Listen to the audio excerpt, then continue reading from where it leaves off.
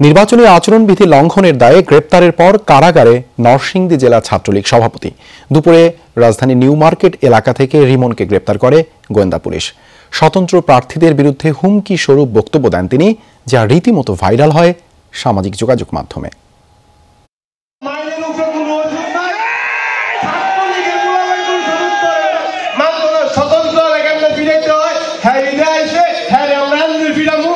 এই সেই বক্তব্য, তাতে তুলকলাম বাঁধিয়ে ফেলেন নরসিংদী জেলা ছাত্রলীগ সভাপতি রিমন হোসেন।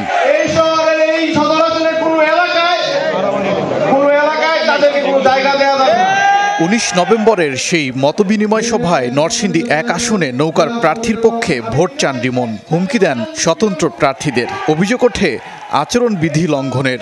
শোকজ করে নির্বাচন অনুসন্ধান কমিটি। রিমনের বিরুদ্ধে মামলা করেন সদর উপজেলা নির্বাচনী কর্মকর্তা ওমর ফারুক।